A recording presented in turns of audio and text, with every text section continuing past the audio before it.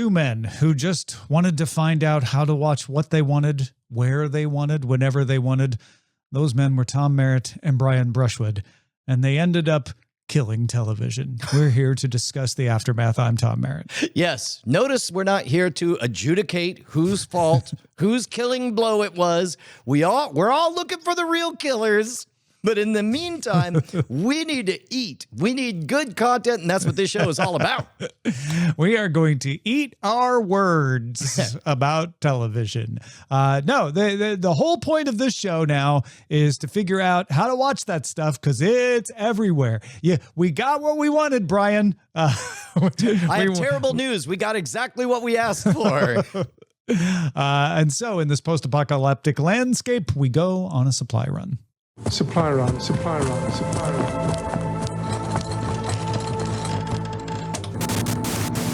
Where's the meat? Oh, I got good news for you, Brian. Mm-hmm. We now know what the next evolution of streaming apps is going to be. Okay, now I read this in the show doc. It's a bold claim. Explain to everybody who clicked on our bold promise that we know exactly which way the wind is blowing and we have strong feelings about it. The next evolution of streaming apps is exactly the opposite of what Brian wants it to be. Don't be a dumb pipe for shows that an AI can curate and then just tell him what's on. Be a destination for entertainment that Brian has to remember to go to and then navigate through things and choose stuff. Disney Plus is starting to roll out something called Verts. That is not FERT. That is Vert with a V, V-E-R-T. It's new short-form video feed. U.S. users can find it on the mobile app. The company says it will eventually feature content from creators that reflects our fandoms, plus other storytelling formats, content types, and personalized experiences. But for now, it's just vertical excerpts of horizontal videos that Disney owns the rights to. Peacock is also adding something, casual games like Jeopardy! And one based on Law and Order, something you all have been asking for. Full vertical video for live sports, so that if you're holding your phone like this, you can still watch your live sport and not have to turn it like this. And an AI avatar of Andy Cohen. I mean, how long have we wanted this? Andy Cohen, the AI avatar, will lead viewers through their personalized Bravoverse series of vertical videos. Matt Strauss, chairman of NBC Universal Media Group, said, "We really see the white space of where this is evolving to. Don't think of it as a streaming platform. Think of it as an entertainment platform. You have an entertainment platform with millions of customers who spend hours on your platform engaging currently with long-form programming. How do you expand that aperture to give them more, to super serve that fandom so they never really feel like they need to go anywhere else to get the content that they love?" It's about love, Brian. All right. To be fair, I think you are correct in that the Tom modeling Brian predictive model would assume that Brian would hate this, but sure. No, I know that I've simplified you to a small which is small saying statement, because but you've I'm said already for a a long simple time, man. I don't want to have to decide which app to go to. I just want to know where my show is and watch it easily. And these executives are saying, I think you'll enjoy more only wanting to go to our app. So here's what I'm hearing. We're talking about Disney Plus, right? Disney Plus and Peacock. Sure. And potentially others falling in line like Paramount, HBO Max. Okay. So 3 to 5 years from now, if I say, "Oh, Tom, what's that online streaming place where they got like long form videos in widescreen, but also short form videos in vertical, but also they have a few games and there's some user generated content. What's the name of that platform again? I assume I'll say all of them. Yeah, I mean, that's what we're headed towards. And Yeah. it tracks one for one for all the branding archetypes. You got a red one, you got a blue one, you know, your YouTube versus Disney Plus. You got your yellow one when Amazon catches up and decides to do the exact same thing. You got your peacock colored one. I don't know what to do with that. Netflix hasn't said they'll never do this. Oh, I think they do have their own vertical video feed already. So yeah. So and they do have their own games as well. And they definitely have games. Yeah. But what's really interesting is when it comes to the UGC, the user-generated content within the Disney ecosystem, I wonder how policey they're going to be about, let's say, creative satires. Like, for example, in China, because you're not allowed to say certain things, they got really good at not saying those things, but also everyone knows what you mean. You know, a lot of that Victorian nested layers, wink, wink, I mean the thing or whatever. But yes, exactly. Speaking of Disney properties, I wonder how Disney Plus is going to regulate that. And what I suspect is they're going to model the exact same policies that they have in the parks, where in general, what you do is you go to the park, you have the subjective feeling of just going around and doing whatever you want, but you're being watched and you're being handled. I remember one time we took all of Diamond Club to Disney parks and we were, shall we say, loosened up and boisterous. We took a boat into Magic Kingdom where there's lots of kids, and we were promptly, to our delight and surprise, given rush VIP treatment straight into the 3 things we wanted to do in Magic Kingdom and straight off that island as fast as possible. So I would imagine that subjectively, when it comes to creating your own AI versions of vertical clips, you'll feel very clever for all the things you'll do. And I think quietly and algorithmically, it'll just make sure that only your 5 best buddies see it to thumbs up and talk about it, and literally nobody else. So it's fascinating how all of those guardrails, you don't have to have dumb, heavy-handed policies to make this stuff possible in a way that just 2 years ago, I would have thought would have been a branding and regulatory nightmare. Sure. We've learned a lot from Sora is another way of saying that. And Sora, of course, powering the Disney one.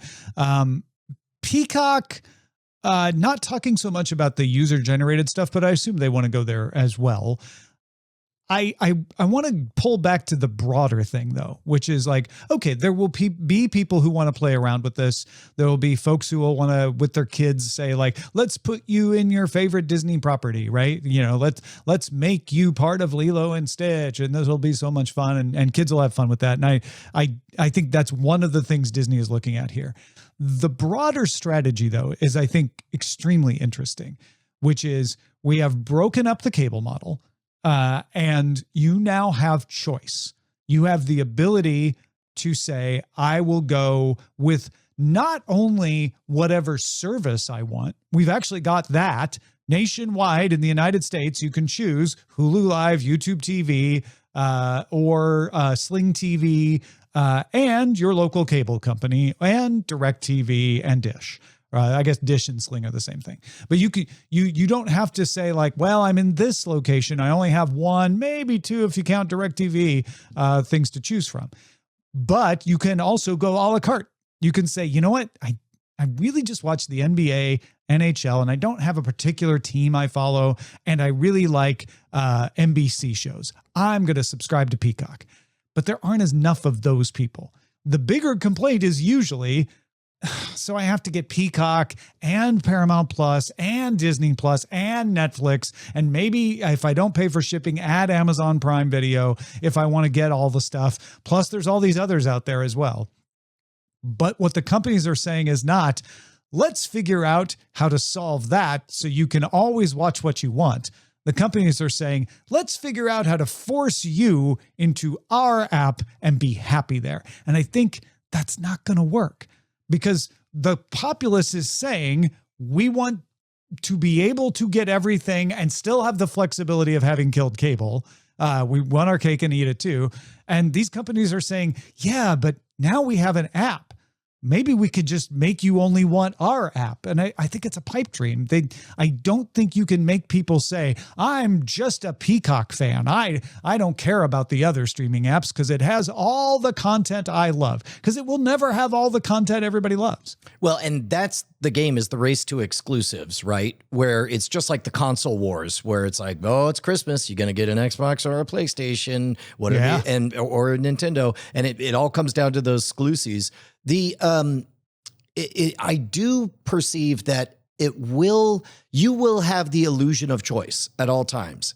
It will just so happen that based on your demographic, availability, data, deep data processing on what your cohort is into, that when you log in and you see all of 5 choices, 2 big ones, 3 small ones, they will just happen to be exactly what you want out of that app. If you heard that, for example, these new Doctor Who episodes are available somewhere, you'll go to the place where you know they're an exclusive, and then by coincidence, what will feel like magic will happen to be those 5, because again, we want freedom, but not choice paralysis. We don't want the tedium of a spreadsheet.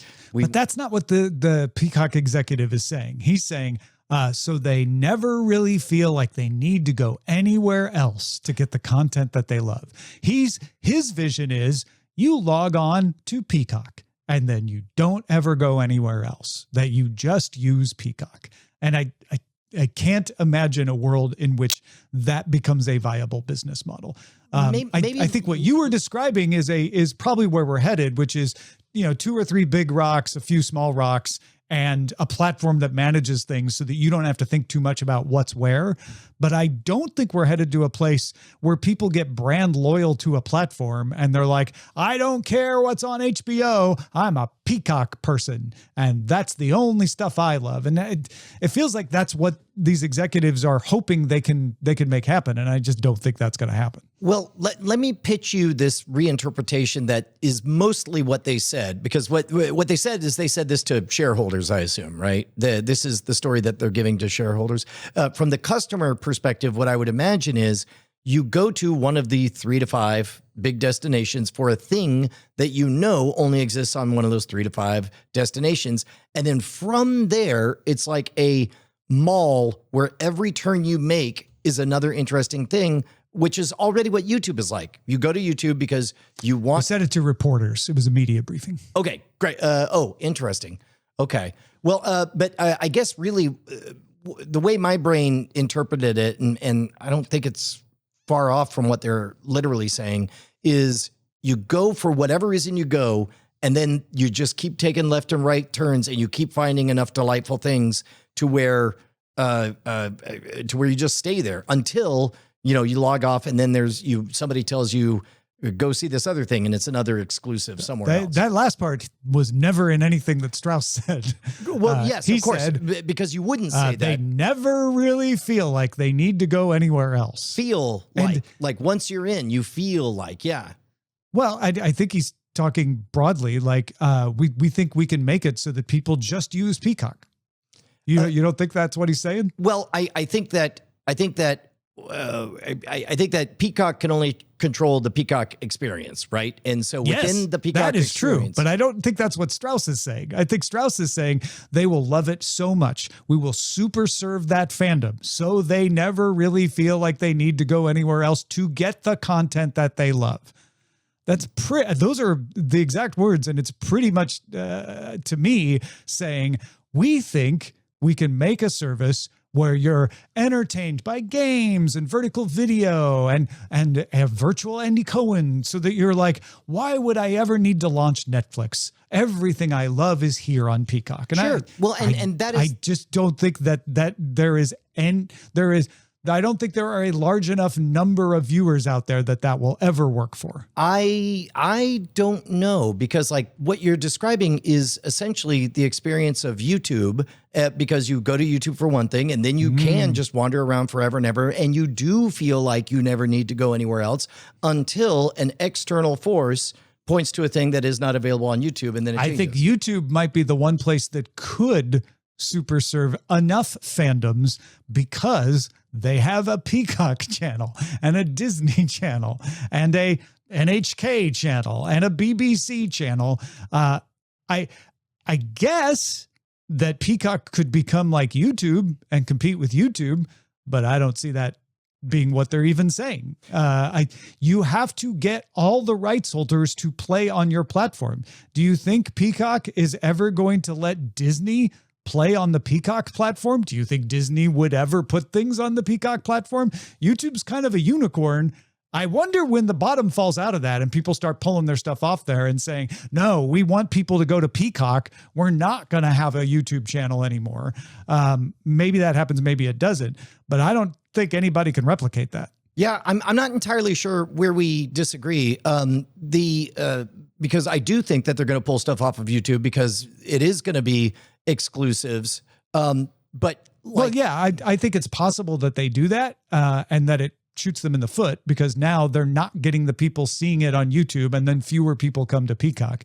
I think where we disagree is you seem to think, and I'm probably misinterpreting this, but what it sounds like you're saying is, sure, they can create a situation where people love using Peacock and don't want to leave until they leave. And then when they log out, they might go somewhere else. And I'm like, no, I don't think that's what they're hoping for.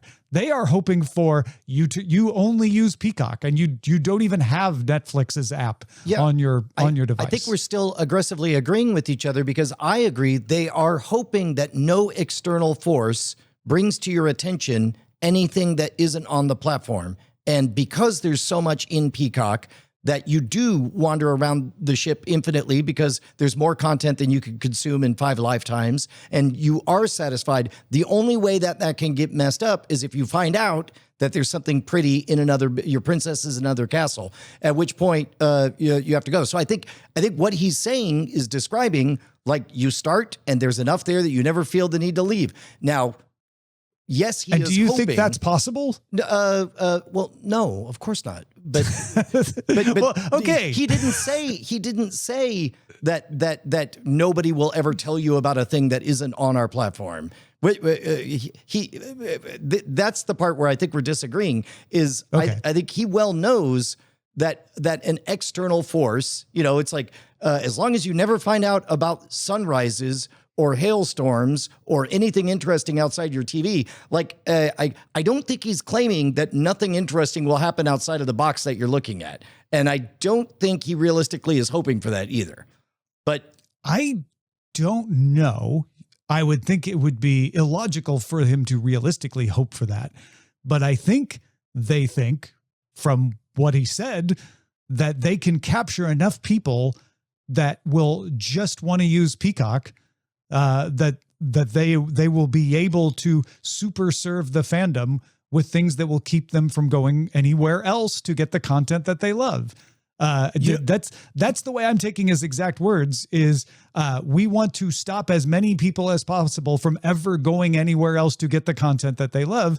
And I think that ends up, whether he actually literally believes that is 100% possible or not, that way of thinking is going to end up with them doing things that people don't want. Because they're going to say, well, for the person who never wants to leave Peacock, we need to do this and we need to do that. And the fact is, most people do want to leave Peacock. 90% of people will be like, yeah, I watch Peacock when there's something I love. I love Bravo and I'll love the virtual Andy Cohen. That's great. But then I will also watch HBO and I will also watch Netflix and I will complain that I have to subscribe to all 3 to get all the stuff I want, but I will continue to do that. I don't think there's ever a universe in which they can super serve fandom so much that they never really feel like they need to go anywhere else. Yes. Well, and maybe we finally have pinned down where we disagree. My null hypothesis is that nobody is telling things accurately. I don't think I think what he is doing is he is describing an aspirational North Star. There is what you hope to do. There's where you are aiming. Now, whether that place exists or not, that is an objective fact. And you're saying objectively where he's pointing and where that North Star is doesn't exist and can't exist. It's a paradox, Brian. You can't possibly. And meanwhile, I'm like, I believe maybe he believes it. I believe that is what they're aspiring to do. And I believe that, like Xeno's Arrow, yes, maybe the place doesn't exist, but it won't matter because in a million lifetimes you could keep getting halfway towards it. And subjectively, it might as well, you will die on the path to that North Star. And so in that case, what is the difference of whether or not it exists or not? Maybe I went galaxy brain way fast on that. Cordkillers@gmail.com. No, I'm glad you did that because I would say it doesn't really matter whether he believes it or not. That's the wrong direction. That's what I'm saying. Okay, this is more interesting. You're saying I'm not here to judge whether he meant his words or what were the intentions in his mind. I'm saying if that's your North Star, it's the wrong star. There you go. You need to be going in a different direction. And so I'm like, if this is the strategy, and it seems to be, that's why I brought up Disney and Peacock and why I'm pointing that Netflix is already doing this, that they're doing all this vertical video because they see TikTok doing it. And I'm like, why are they doing this? Like, I don't think anybody wants that much. I'm sure that people play around with it, but I don't think it's huge. And then Strauss comes in and says, oh, the reason we're doing that, and the reason we're doing a virtual Bravo, and the reason that we're adding games is we think we can create a platform where people won't want to leave. And I'm like, I don't think you can. So maybe that shouldn't be the direction that you're heading in. Right. But I feel like that's the direction all of these platforms are heading in, which is kind of what we do on the show to say like, hey, this seems to be where everybody's going. And so the complaints you're going to have, you're going to feel super smart with your friends when you're like, yeah, I heard Tom and Brian talking about this a while ago. They all think they can lock us into the platforms. And that's why they're doing all this idiotic stuff that doesn't work. Right. So now, if I'm hearing you correctly, and the way I'm interpreting it is like, I don't know if it's possible or not possible. I know it's dumb. It's dumb and it's a bad direction. And here's how it likely plays out. First of all, these are the claims of a fifth place player who desperately wants people to believe or at least entertain the notion that they can stand shoulder to shoulder with Netflix and Disney Plus and Amazon Prime and YouTube.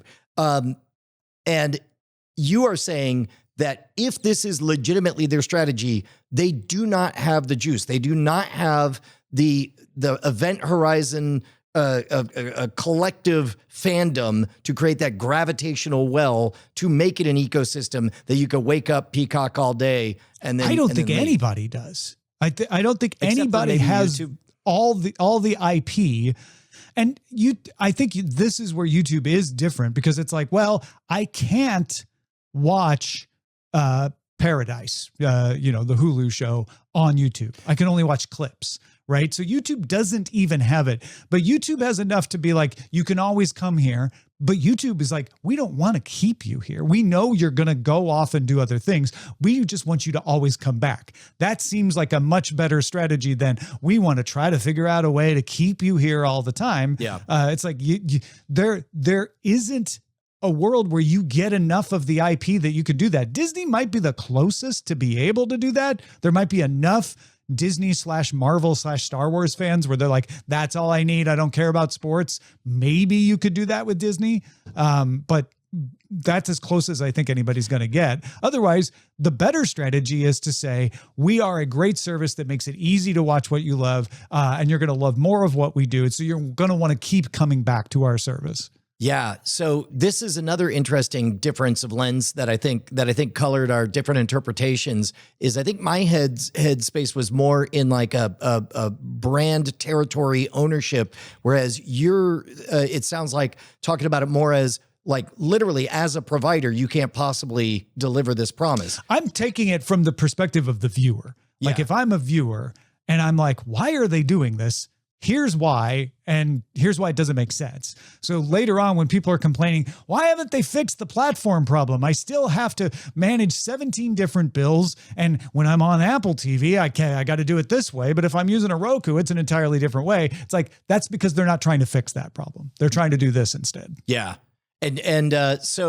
Well, first of all, cordkillers@gmail.com. You guys are the ones who we want to. I love. It's been a minute, Tom, since we've had a vehemently not sure if we're agreeing or disagreeing moment.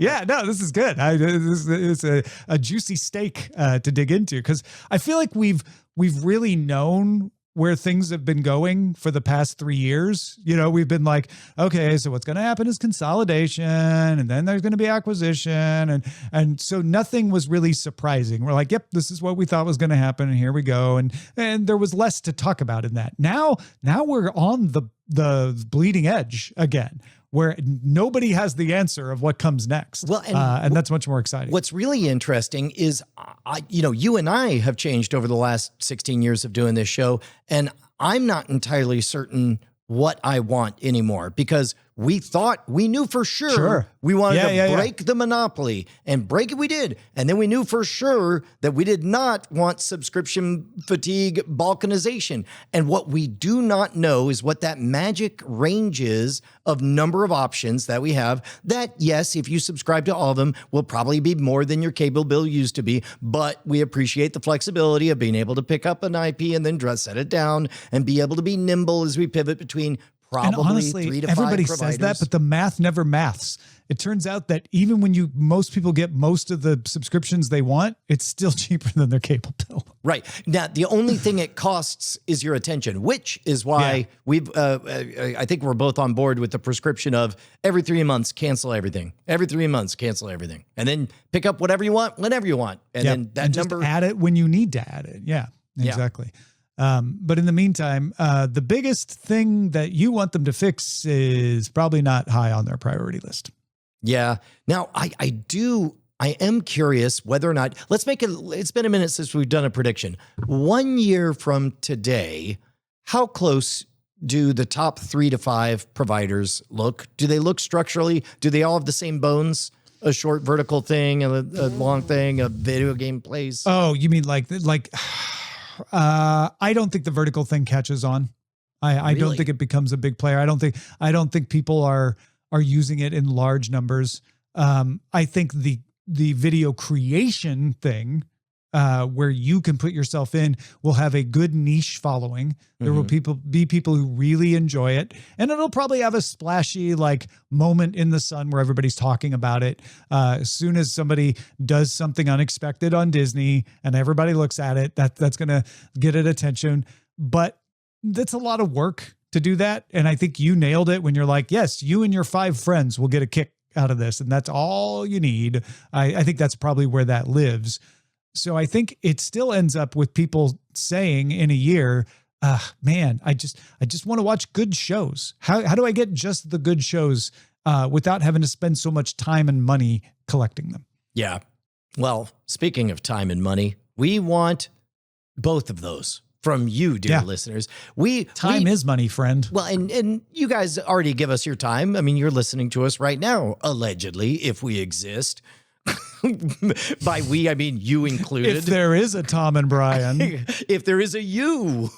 But on top of that, we want your money. And so head on over to patreon.com/Cordkillers. Guess what? You're going to get your own RSS feed, a little private feed so that you're able to listen to, get everything early, get the full experience, get exclusive access to the After Talk segments. Best of all, sleep better. We offer you a better night's sleep, because right now we know a bunch of you guys are tossing and turning, thinking about the fact that a buck an episode doesn't go as far as it used to. Buck an episode ain't what it used to be. Why don't you at $0 an episode? Even worse. Some of you are disturbed by ads. Did you know that we degrade our own product by putting ads on it? That's terrible. Get an ad-free feed. Become a boss over at patreon.com/Cordkillers. And now the search party.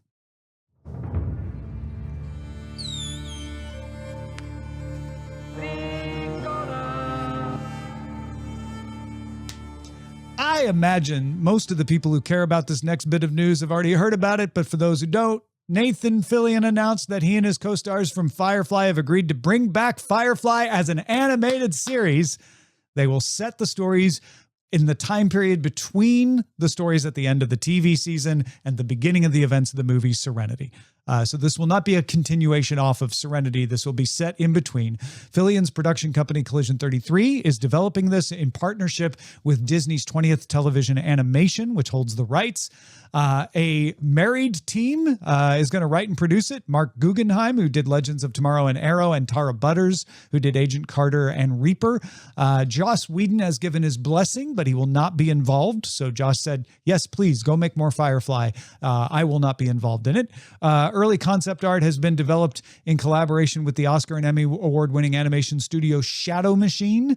They've done a lot of different things. Robot Chicken may be their most famous, but they do a lot of different styles. So this doesn't mean it's going to be Robot Chicken. It does not yet have a home, though. Even though Disney is helping develop it, they don't have a distribution deal for it. I assume Disney Plus would be the logical place for it to end up, but I want to talk about that. Meanwhile, Brian, who do you think will end up with Firefly? Oh, I think Disney Plus has a very good chance of doing it. Or it so may be. Why not announce that it's going to come to Disney Plus right now? Tom, I don't know if you've picked this up from the Firefly fandom, the Firefly fandom, but Yes, they rather the fandom like awaits. they rather like having a job to do in keeping people from stopping the signal. So if I were to create the best possible fan experience, I would on purpose create a very low friction barrier that people could grumble on social media and say, and hit the retweet button in order to say, give it a home. And so heroically, you could double dip on the PR bucket and be first associated vaguely with the announcement of it, and then step into the role of champion of the people by actually hosting it. We have heard your pleas that we already own the IP, and we'll take on this burden. I mean, maybe I'm getting cynical it's in my not own impossible that Disney gives this to somebody else like Netflix. It's not impossible if there's some deal where Netflix throws enough cash out there, or the Browncoats all say, like, we want it on Netflix. I don't expect that to happen. I'm just saying that there is a universe in which that's possible. Yes. And also, like, why have a all at once story when you can parcel it out in bits? And in fact, the whole campaign I think that's so your far, best point, is like give the fandom something to focus on, right? They like morsels. They don't want a steak at once. They want steak nugs, one little bite at a time. So they get to have it I'm glad all the day. steakhouses don't catch on to this. Oh my God, actually, brilliant idea. Oh my God, a 17-course meal. It's one steak, just a nug at a time. They're constantly bringing out nugs. It's just a conveyor belt of waiters bringing you one nugget of steak at a time. So the other thing that this animated feature does is it solves a lot of problems, not the least of which is time has passed and some people are no longer with us. It also solves deftly. Rest in peace, Ron Glass. So here's the thing about animation productions is there's no on set. There's no so-and-so I think that's saw the somebody bigger around. thing. The Shepherd book, they pick him up from Haven at the beginning of Serenity. So it won't be hard to write stories. I'm curious how they do it. It won't be hard to write stories. Amos and I were talking about this on my office hours, actually, where you explain why Shepherd book isn't around. And maybe there's another spiritual guidance character that can step in. So that won't be hard. But it might be hard to explain why young River looks like a mother now. Yes. And animation takes that out of the equation. Well, there was a couple of different moves you could make. You could have him 20 years later be grizzled, and then maybe, ragtag pieces of the folks that we know in an extended. Right. You could have set it after Serenity and just put it. Yeah, that would have been. But of course, the story itself takes place during a brinksmanship period between the Alliance and the Independents and so on.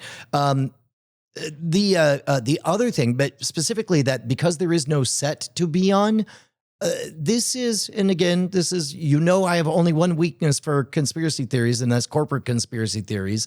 I would imagine that part of the reason that Joss Whedon's name's not associated with it is because some current Joss Whedon feelings. If it was an actual set, then it would be a thing for him to be on set and lending a hand or whatever. However, who's to say what phone calls or I wouldn't be surprised if this appears very Joss Whedon-esque, despite not having any official association with Joss Whedon. Apparently Tara Butters and Mark Guggenheim met doing Firefly stuff, right? So they have very good emotions about it, and I'm sure they will bring that into it. And like you say, doing it animated solves many problems. There probably isn't a single reason why they're doing it that way. It also, I think setting it between season only and Serenity also is a choice because that satisfies the fans for more seasons. Everyone agrees who likes Firefly. It should have continued. It shouldn't have been canceled by Fox. And this is a way for them to say, well, let's keep that story. Let's pick up that story.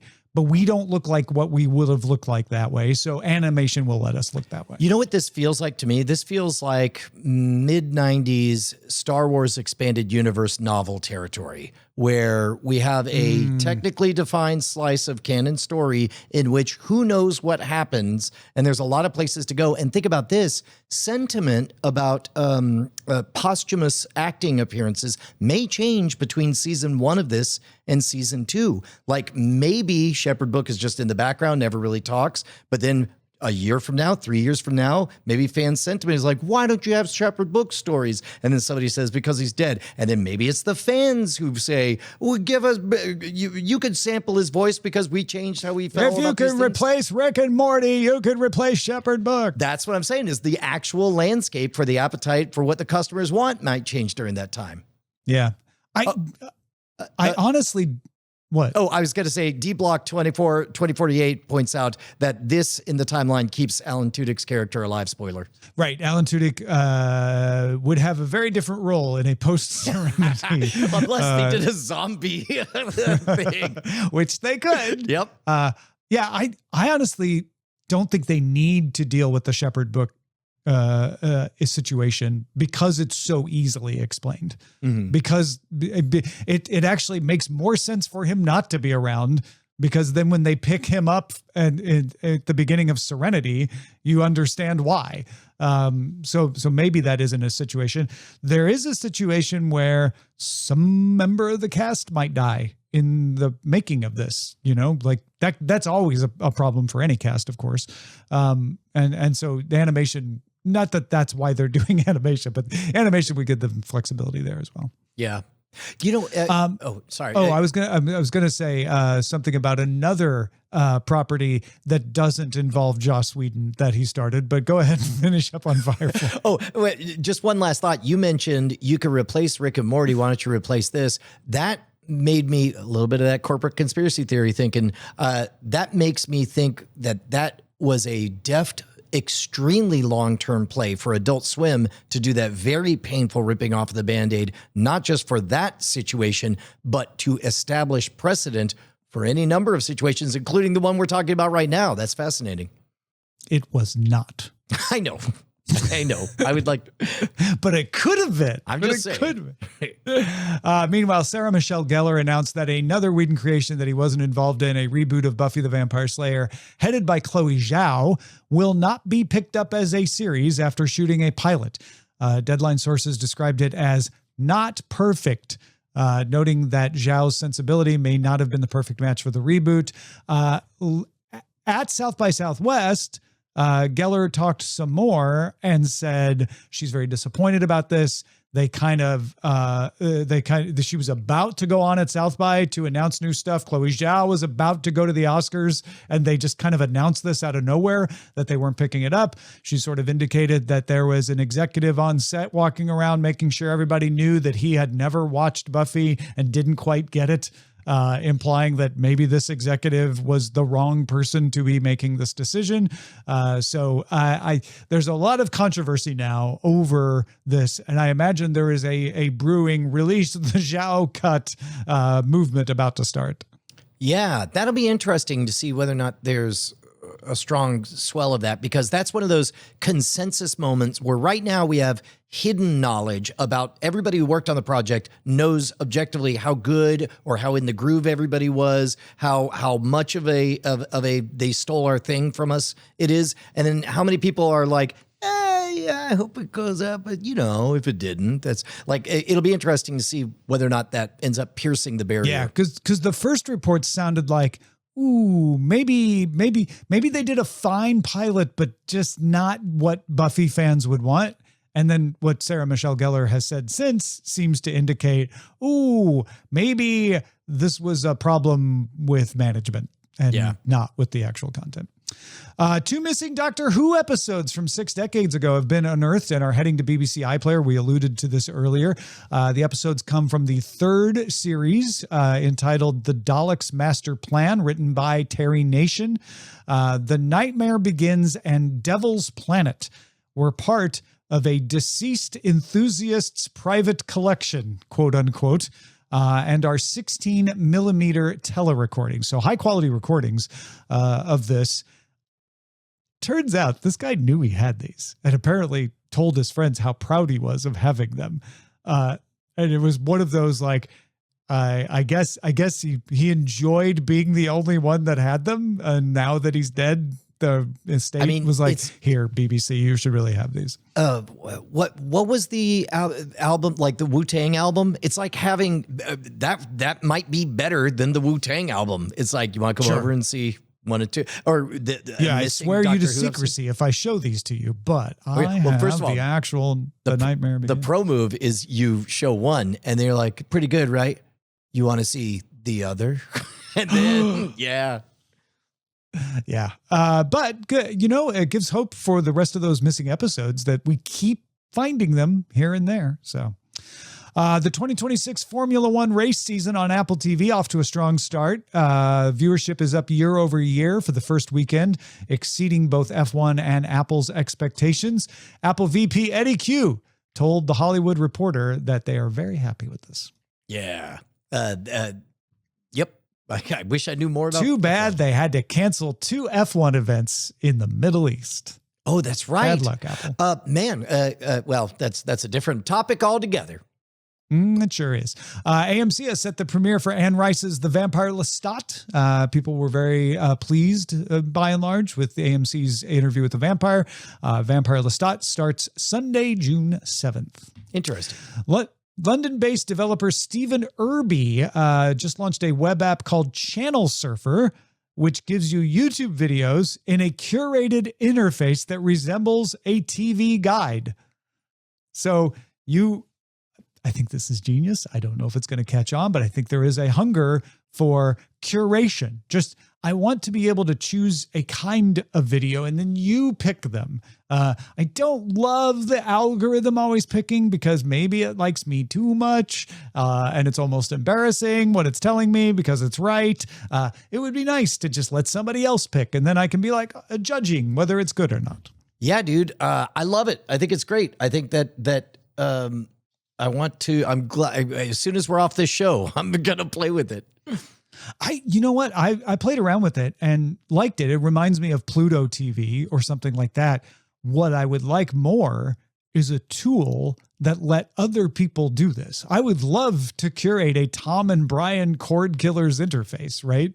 And I know that there's someone like, just vibe code it, idiot. You can do it right now, which we totally could. So maybe I should, right? Well, because I think that would be fantastic. On top of that, what I'm poking around more and more in the YouTube ecosystem, as it gets easier and easier to fill all the big gaps, you notice the smaller and smaller gaps. And a thing YouTube really wants is somebody to be making posts is way underutilized. Playlists is way underutilized. Curated playlists of like weekly. Tom says, you got an hour? You go to this playlist and it's Tom's must see that for the week of blank. Oh, I think curation is going to be a huge buzzword over the next couple of years. Yes. I think we're going to be headed back. Yahoo, Jim Lanzone, former CNET president and president of Yahoo, is talking about bringing back the internet's webpage. I think there's a hunger for that from people who are like, I don't want to see SEO slop. I don't want to get AI mode explaining something at length to me. I just want to know what are the 3 best whatevers that I'm looking for. And then I'll pick one of those 3. I think there's something there. increasingly, as we have robots finding the things that we want, when we just say what we're hungry for, I'm discovering that, like, weirdly, it's like 20 years ago, it's all new again. Tom, I need to make a website because out there, someone is going to casually ask their robot assistant, whatever happened to Brian Brushwood? And it's going to go to one place first. And right now, the answer it's going to have is like 10 years old. Here's my email and contact info. And you're just kind of expected to know all this other stuff that I've been doing. That's bonkers. And weirdly, a destination that's unambiguous and updated to the minute is going to be the move. Honestly, yes, but that's separate from what I'm saying. I think people want someone to curate things for them. Oh yeah, they don't want the robot to do it.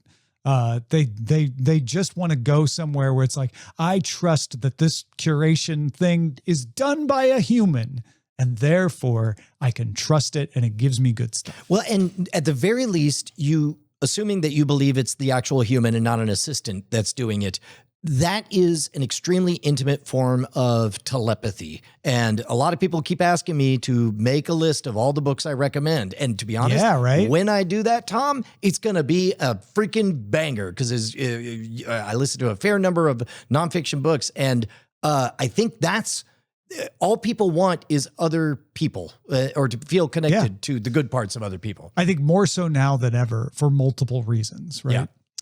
Also, what people want is more K-pop Demon Hunters. And guess what? Surprise! Netflix and Sony have announced it's getting a sequel. Maggie Kang and Chris Applehans, the directors of the first film, will return to direct the sequel. I haven't seen it yet, Tom, but did the first one end with, we did it. We definitely killed all the demons. No more demons to hunt. They hunt them to extinction. We have certainly closed the Hong Moon, and there's no way that this will ever be a kind of. There's actually a little bit of a door open for more demons and hunting them. Okay. And K-pop.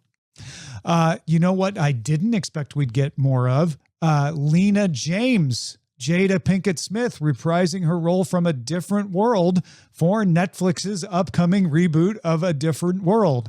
The show's official logline states that it follows Deborah as she enters her freshman year at her parents' HBCU alma mater and finds that the shadow of her parents is difficult to escape. That's Dwayne Wayne, and looks like Jada Pinkett Smith's going to come back as Lena James somehow. I was about, well, if he works at the university, then maybe, because otherwise the very idea of any shadow existing more than 4 years in a university campus, like, year one, everyone's new. Year two, you've always been there. Year three, you've definitely always been there. Year four, you never existed. I mean, which college did you go to? UT, but I guess, is it different at a smaller college? Yeah, I think that's the idea, right? This is a more intimate setting than a big state university. So, yeah, that makes sense.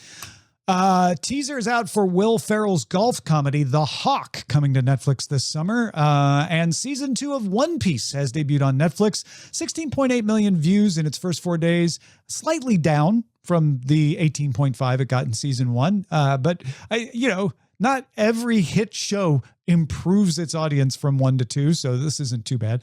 And Paradise has been renewed for season 3 at Hulu. Season 2 finale is coming on March 30th. Tom, you know how in sports records, they sometimes put an asterisk on there and it almost always means that the record is not as good as it is? I feel like whenever we say Netflix views, we have to put an asterisk, only this asterisk means, may I remind you that a view means all the viewer minutes to completion of the entire thing, including the credits. Like, it is... You can't say views in YouTube and views in any other platform and views in Netflix and have it mean the exact same things. Those are real views. Although, honestly, when I see a story like this, I ignore the numbers. I don't care. What I look at is 18.5 bigger or less than 16.8? Oh, so you're looking at trends. Because I don't know, it's like, to me, it's like, it's apples and apples, right? It's Netflix views and Netflix views. And you're entirely right that a Netflix view is a better assessment of how many minutes has been viewed, because it literally is how many minutes has been viewed.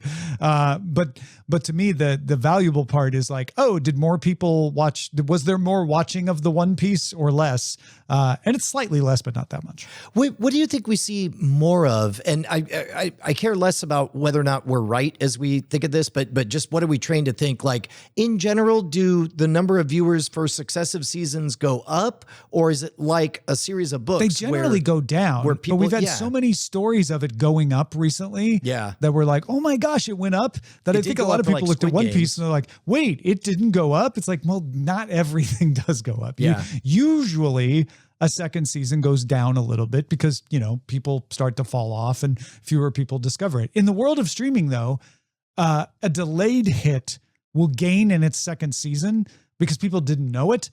I think if I were to explain One Piece, it's like, so many people knew the anime, and so a lot of people tried the live action. The fact that most of them stuck around for season 2, to me, means they're doing a great job, because most people didn't discover One Piece after season 1 had already come out, and now they're jumping in on season 2. The people who are going to enjoy it mostly joined in the first season. Yeah. All right, let's get to the buried treasure. Most people want to know why they suddenly got rich. Buried treasure. Buried treasure is where we talk about what we've been watching. Maybe it'll give you an idea of something you would like to watch.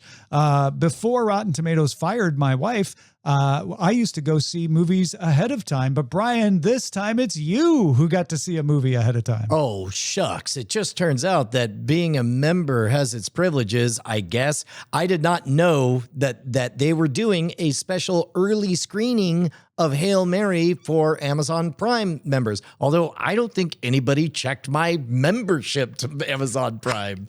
I went into the Fandango app and saw that I could just book a ticket. Now, I didn't try. Maybe it would have asked me for my Amazon Prime credentials at some point, but it sounds like they didn't with you. I think that what they did was, my guess is the money is in announcing the thing, and there's no money in enforcement of the exclusivity. Could be. So my guess is you announce it as though it's an exclusive, and then you just don't hire a bouncer or worry about because velvet rope. Most of the people that hear about it will hear about it because they are a Prime member. Right. Like, yeah, exactly. Like in my case, I literally didn't know about it at all. I probably did get an email about it, or they probably announced it, but I was just going to buy tickets for a couple of days from now because I wanted to make sure that I made it. And then I saw that it was available last night. Hey, Tom. Yeah. You have not read Hail Mary, have you? I have not. Tom, I have wonderful news for you. I strongly recommend that nobody read the book before seeing this movie.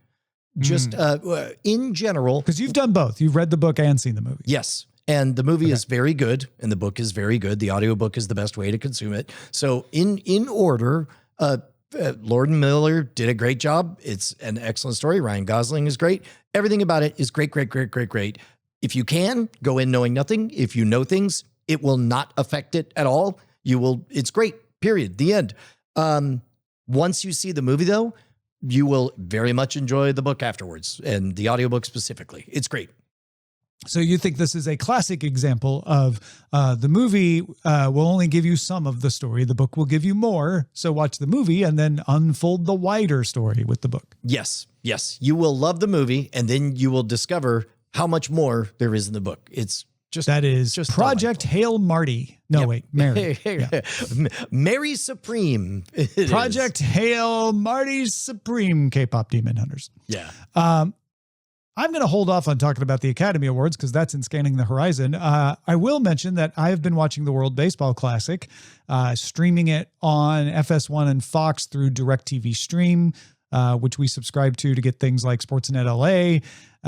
And it is not the best experience. Okay, and it's not that the streaming is bad. It's that Major League Baseball has done a great job of saying, hey, you want to watch something? Open up your Major League Baseball app, look at what you want to watch, and we will tell you exactly what channel it's on. And if we can, we'll let you just tap on it right there and watch it. You can authenticate your cable subscription. You can authenticate Sportsnet LA. You can just have it all in the MLB app. So during the season, I go to the MLB app on my television, I pick the game I want to watch, and then I just watch it. Doesn't matter if it's from MLB.TV or Sportsnet or Fox or whatever. It all just opens up. Well, they didn't do that with the World Baseball Classic. In fact, they made it hard for me to figure out what channel it's on, such that I resorted like some kind of person from 2006 into looking at the guide to figure out what channel it was on. What has happened to us, Brian? I just thought it was fascinating that Major League Baseball, really the proponent of the World Baseball Classic, not treating it the same as its own games. In fact, it was easier to find meaningless spring training games, which are fun to watch, but it was easier to find them than it was to find the actual like semifinals and finals of the World Baseball Classic. So a somewhat peripherally related trend right now is Amazon announced that they're increasing their amounts of like order it and it gets delivered within an hour or 2 hours, like ultra fast delivery. 2,000 locations can do 3 hours and a few hundred can do an hour. Welcome back to 5 years ago when they had Amazon Prime Now. Right. But my point being that is where the puck is going. We talked about making playlists, reducing friction. And in this case, whether most of the time when people encounter friction, that becomes a marker that, well, whatever it is must not be very good if they're not making it easy for me to find. And so I think that we're talking about all these new jobs that are going to be invented because of robots. There is a human to hold your hand and to make it easy for you, I think is sorely needed. That's the buried treasure for you folks. If you've got something we should be on the lookout for, please do email us. Oh, our email address? Why, it's cordkillers@gmail.com. Now, Brian, I don't talk about this enough, but I've been hiding something from you. What have you been hiding, Tom? Yeah, I've been doing a daily podcast about technology news since 2005. Whoa. Wait, the same one? Yeah. You've been on some of those shows, some of those episodes. Oh, you've done a daily tech news program, not necessarily specifically. Since 2005, with very few exceptions, I sit down and do a podcast about technology news. Your expertise is old enough to drink now, Tom. And boy, does it. Happy St. Patty's Day. No, I feel like I know a lot of the Cordkillers people already are aware of Daily Tech News Show, but if you had not, go check it out Monday through Friday. Me and some of the smartest folks in technology explain, give you context, sort through all of the BS that's out there, curated by a human to say, hey, this is the big story in tech. We'll explain what it's about. If you're confused about all that Anthropic DoD stuff, just today, on today's episode, I went through it again to say, like, this is what actually happened. This is what's actually the battle. This is what actually is weird about it. This is what people tend to misunderstand. We also went through all the backlash around NVIDIA's new system for adding lighting to video games and why people are so angry about that. Subscribe now wherever you get your podcast. Just type in Daily Tech News Show or go to dailytechnewsshow.com or youtube.com/Daily Tech News Show. Now we scan the horizon. Send a scanning to a board. Scanning the horizon! So Warner Brothers tied the record for most wins by a studio at the Oscars in a single night with 11 Academy Awards. They won 6 for One Battle After Another, 4 awards for Sinners. And you know what, Brian? If this merger with Paramount had already closed, they would have won 11.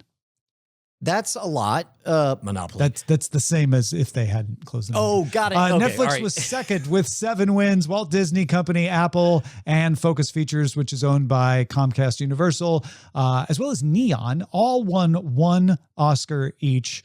So Netflix got thanked a lot. You kept hearing Netflix's name. Warner Brothers obviously got thanked a lot. Man, was this one of the oldest Oscars broadcasts I've ever seen. Oldest. Conan O'Brien is a great host, but it just felt like, wow, you assume that everyone is over 50 watching this and you're acting like it. Oh, so Gen X is still at the wheel, and maybe I think the boomers are mostly at the wheel, but yeah, the youngest people at the wheel are Gen X. Yeah. Wow.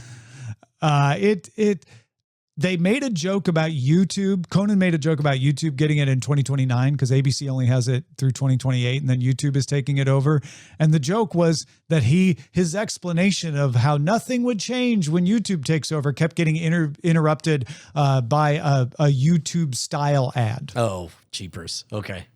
Exactly. Right. It's like, yeah, I mean, I get it. That's objectively kind of funny. It's objectively kind of funny. I mean, that needle went straight to mid. It's amazing. really. Nothing was horrible with it. They try to write bits. They always do this. They try to write bits for the presenters who are celebrities who are not used to doing bits, and they have varying levels of success with those. There were a few funny things here and there. And then, of course, there were your crazy events, like for the documentary short, there was a tie. And I thought Kumail Nanjiani handled that well. He was like, literally, it's a tie. We will get through this. Do not freak out. No, this is not a mistake. I'm going to call one of you up. Then I will reveal that. Like, he did a great job of making a bit out of it on his own, while making sure everybody understood what was going on. And then they kept cutting people off. The most egregious one was K-pop Demon Hunters one for song. I think this one was for animation actually, but they came up and EJ, the singer of Golden, the main singer of Golden, gave her, and then she handed it over to this guy who clearly had practiced his English and was ready to say things in English at the Oscars. And he went, "I would do," and he was cut off. Oh. And it was one of those things. And there was another time where they tried to cut people off and they cut to Conan and he just wouldn't talk. He was like, let them speak until you go back to them. So that, there were those Oscar-y things, but I don't know. I think YouTube is desperately wanted to spice this thing up. Yeah, to bring their YouTube sensibilities to it. Yeah. The other joke Conan made is that they led him into an office promising him to be host for life and then gassed him and then changed the name on the door from Conan to Mr. Beast. Oh. Yeah. Again, it was a good bit. 5 years ago. Yeah. Yeah, exactly. Nielsen said that sports accounted for 29.2% of all advertising supported TV viewing by people 25 to 54 years old during the fourth quarter. That stat spans everything: broadcast, cable, streaming, the whole ball of wax. So if you want to get your ad in front of somebody, put it on a sports stream. It is for the moment, kind of bubble. It's a bubble-free slice of Americana. You don't have to worry about it's red-coded or blue-coded. You don't have to worry about this issue politically and so on. And people want to watch it as it happens, so they will sit through the ad because, they understand, like, okay, it's a timeout. I have to wait. Yeah. Universal Pictures was aggressive in brokering deals that shortened the theatrical window to about 17 days. We talked about that in the past. That's about 3 weekends. Well, guess what? They are now saying, 17 days, no longer. In fact, just longer. They are promising a minimum of 5 weekends for their movies in 2026 and will increase it to 7 weekends in 2027 before a film leaves theaters for home entertainment. Actually, I shouldn't put it that way. It'll be 7 weekends before the film is available to be seen anywhere else outside of a theater, whether it's actually being shown in that theater or not. So I in general don't love monopoly-like behavior or leverage of a dominant position to cartel up. However, Hollywood was a cartel anyway, and since they're a cartel anyway, all things being equal, a longer theatrical release gives the possibility for indie outside movies to get word of mouth buzz and to kind of bubble up out of nowhere. So I don't know how I feel about this is what I'm trying to say. My take on this is it's always a bad business model to try to force your consumers to change the preferred behavior. If your premise is, if we don't let them see it for 7 weekends, they're more likely to come see it in the theater the first 2 weekends. I know the numbers usually bear out on these sorts of things and they run the numbers, but it's just not a sustainable business to try to bully your audience into changing their behavior. Like, hey, you want to see Spider-Man? You can wait 7 weeks or you could come to the theater now. Because the fact is, most of the money is made in the first 2 weekends, no matter how long the window is. This is just a way to try to like pad that number up a little bit.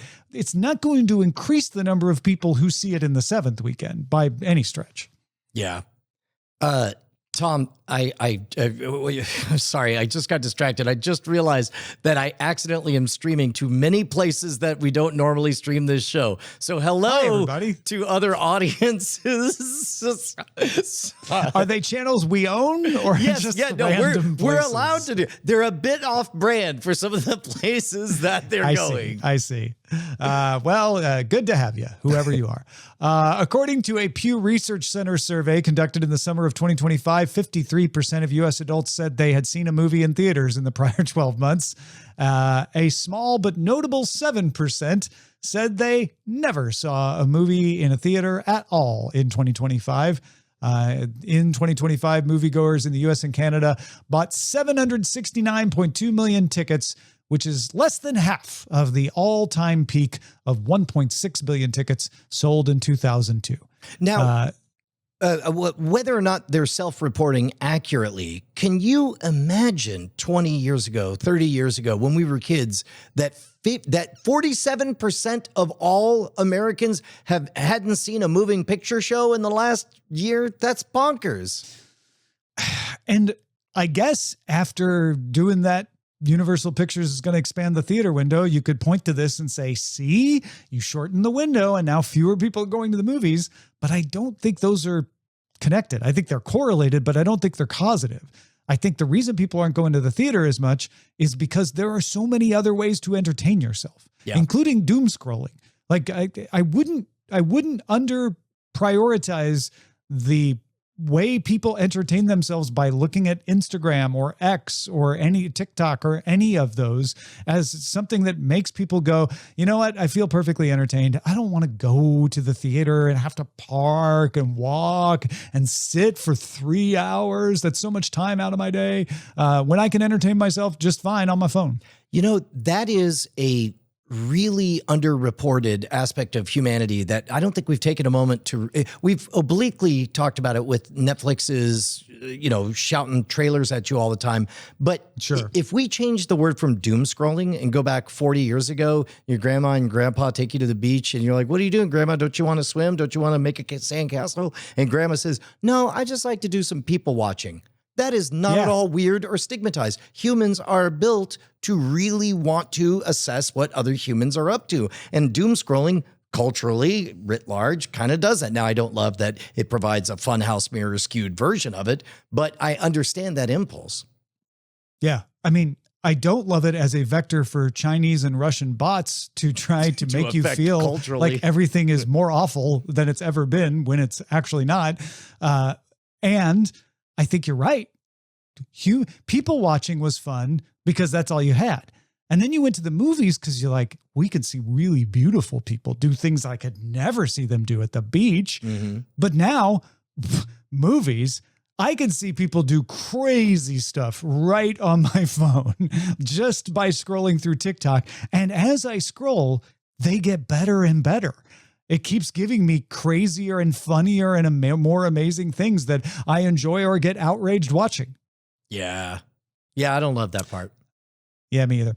Amazon raised the price of its ad-free Prime Video option from $3 a month to $5 a month.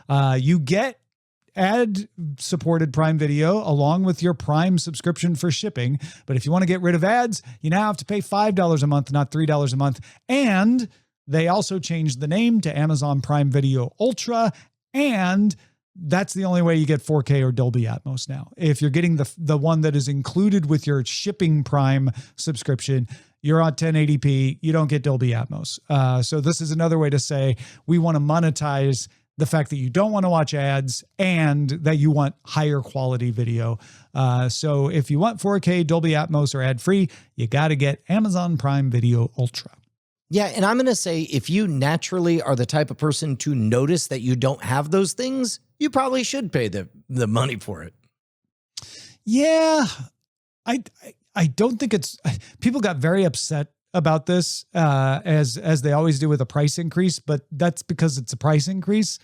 I don't think it's wrong for them to say like, hey, at this rate that we didn't add anything to, we give you video at no extra charge. But if you want it to look better, I know you used to be able to get that for free. Well, now that takes up more bandwidth. We're going to charge you more for it. I think it's perfectly fair. Yeah. Let's hold on now for the chatter. Got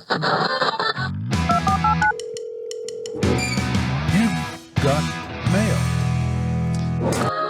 These are your emails to cordkillers@gmail.com, and Big Jim Thatcher pointed out, as did I'm sure a few others, that Amos sounded like Master Control from Tron during the full experience last week. It was basically a doubling.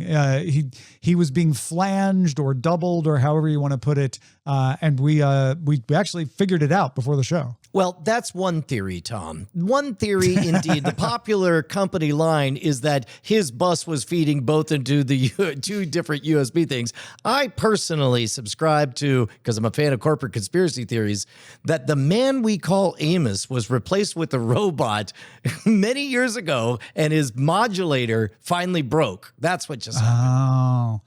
Oh, that makes way more sense, honestly. Like, what is this about buses and like USBs? Like that's confusing. Like, no, that's crazy. The Occam's razor says Amos was replaced by a robot. Yep. And he's fixed his modulator now. Yeah. How do you sound, Amos? I sound completely fine, Brian. I am glad to be on this program. I don't notice anything. It doesn't sound like anything to me, Brian. All right. Sean wrote, "Hi, killers. You've made it fairly clear that you would prefer to stay on per creation billing as opposed to monthly billing. This is something we were talking about in After Talk. I'll keep supporting you no matter the structure, but I was curious about your thinking. As a patron, I know I would prefer just having a set monthly or annual bill and get 4 or 5 episodes a month. You have more than enough credibility that if for some reason we only got 2 or 3 episodes in a month, I would trust that was an aberration and not worry you weren't holding up your side of the bargain. Is there some big advantage to per creation that I'm overlooking? Thanks. Keep up the good work. P.S. I've been a boss since I think episode 2 of Cordkillers and consider that a point of pride. Your recent message that $1 an episode ain't what it used to be has landed, and I'll be increasing my contribution once you finalize the new structure." Number one, Sean. I love the pre-commitment on that bit. And in fact, if you want to pre-commit, go ahead and just send us an email, cordkillers@gmail.com. Tell us what that you're pre-committing to up your pledge. That helps us understand the calculus a lot, because the real anxiety that we're having is anytime you ask an audience to make a change. This is the difference. This is the reason that Richard Thaler won the Nobel Prize for economics, is realizing that opt-in versus opt-out, the nudge unit that the UK has, is all about decision choice engineering. And so in this case, right now, whatever we have, we definitely have it. And that cash shows up every single month. Now, the moment we say, wait, we're going to reshuffle or rechange, we're going to make you reevaluate your relationship with it, that's us fighting against inertia. And as independent creators, it terrifies us. So the more you want to hold our hands and let us know it's going to be okay, the more you want to pre-commit by writing us at cordkillers@gmail.com, the more that'll empower us to make a bold, innovative, new direction when we have to make the change. Rob writes, "Heard you mention Piers Anthony Incarnations of Immortality as an example of a world with science and magic. His Blue Adept series is another good example with much more intentional mixing that plays a central role to the story. By the way, did you know the dude is still writing at like 90? Also, you missed the obvious example of Thundar the Barbarian, a world of savagery, super science, and sorcery. They should make a movie." One last thing. I watched Task. It's great. Kind of like The Wire with white people. So I love the fact that he brought up the Adept series from Piers Anthony. Proton and Phase was my jam. In fact, I wrote back to Rob saying, I didn't know he's still writing. Is he still writing about very young women? Nervous sweating emoji. And the response came in during the show. He said, yes and yes. Well, there. Now we know. David Pick in FDL, Wisconsin, Fond du Lac, I believe, said, I spent my Sunday afternoon during a snowstorm tinkering with 2 black and white TVs with vacuum tubes that I still have. I hadn't touched either one in probably 30 years. The fact that we may have had something to do with this in any way pleases me to no end. I was all excited to play with the Motorola, and to my disappointment, it doesn't turn on. Something failed in it. I thought the power cord was bad, but it wasn't that simple. It's beyond my skill level. But analog CRTs, I still don't understand, and I get why you really had to be an electrical engineer to fix them. So I fired up the other TV that still works.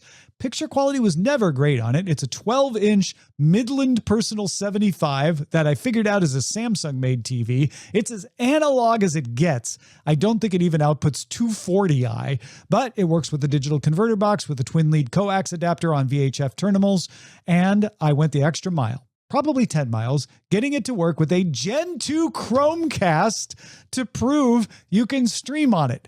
Took 2 converters to make it work, a Radio Shack RF modulator on channel 3, and an HDMI to composite converter I purchased from Amazon.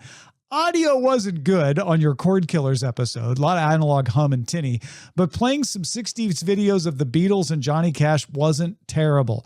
Just proof of concept to myself that you could use a totally analog TV with digital content. And he sent a picture of me and Brian on his black and white television that is just gold. Oh, it makes me so happy. It makes me so very, very happy. That needs to be a thumbnail at some point. Yes. Thank you, David.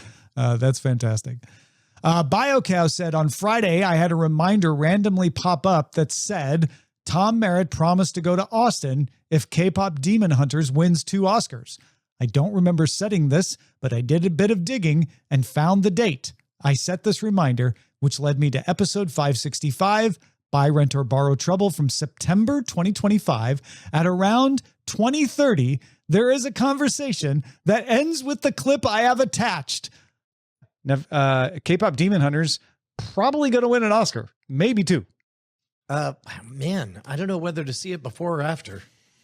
After the Oscar, you think it'll feel different if you wait? Yeah. I wonder if, you know what? I am going to wait then. Because you were going to wait anyway. You weren't going to watch it. I mean, to be honest, I missed my window when I found out that my 17-year-old had already seen it. Yeah. I will come to Austin. I will. Oh, wait. I will come to Austin. Did it just lock up? Hold on. It just paused. It's not finished playing yet. I don't know why it locked. That's really weird. It doesn't want me to come to Austin. Did we lose the internet? I will come to Austin if it wins both Oscars and watch it with you. How's that? Ooh. All right. Hey, Tom. Yeah, Brian. You know what we're doing in June that we ain't talked about? Why, I do. In fact, I have a flight booked and everything. Oh, heck yeah. You want to explain what we're up to? Well, you probably can explain it better than I can, but I'm coming out to Austin to watch K-pop Demon Hunters with Brian Brushwood. But also, since I'm doing that anyway, Brian invited me to help teach a class, which I'm very excited to do. Yeah, dude, it's we're doing the Do Your Weird Thing workshop, only we are classing it up big time. Don't go get a hotel. Don't go buying meals, getting stuff catered. No, stay in luxury conditions. Yes. Bring your significant other free of charge and spend 3 nights, 2 days at Fabulous Wizard Academy. Check it out. Details at wizardacademy.org. It's going to be me and Tom and Andrew Heaton and Justin Robert Young and possible mystery surprise guests. But basically, we're going to tell you all about how everything we know about being independent creators and how we made it happen. You get all the secrets at the very least, if you just want to see the world famous Whiskey Vault and go on a tour of all around the world of whiskey. It's going to be amazing. It's going to be amazing. Yeah. I mean, the vault itself is worth the price of admission, but I think the class is going to be pretty darn good too. So what's the URL again? Wizardacademy.org, and just scroll down to classes. You'll see it's in June. I'm telling you, it's actually, it's a bargain. It's a bargain. And if it's an expensive bargain, but it is worth it. If price is an issue for you and you are a friend of ours, then reach out, cordkillers@gmail.com, and we can help out on the price of things. there's a special cool person discount that I can judiciously extend to people. And anybody hearing this is one of those people. wizardacademy.org. Sean writes, watch the first season of Dark Winds, a crime drama in the vein of True Detective, but instead of being in Texas, it's on a Navajo reservation, and it's a case that is told with flashbacks before the crime, but nothing beyond the time of the police and FBI solving the crimes of a bank robbery and a pair of murders. If you like the first season of True Detective, this will be up your alley. Brilliant. Thank you, Sean. That's a fantastic recommendation for Dark Winds. And that is it for this episode of Cordkillers. Our website is cordkillers.com. Our email address is cordkillers@gmail.com. And we are live on twitch.tv/Night Attack, youtube.com/MartinRogue, and occasionally other places. Tuesday at 5:30 p.m. Eastern, 2:30 p.m. Pacific. Whoops. Reckon we'll talk to you next time.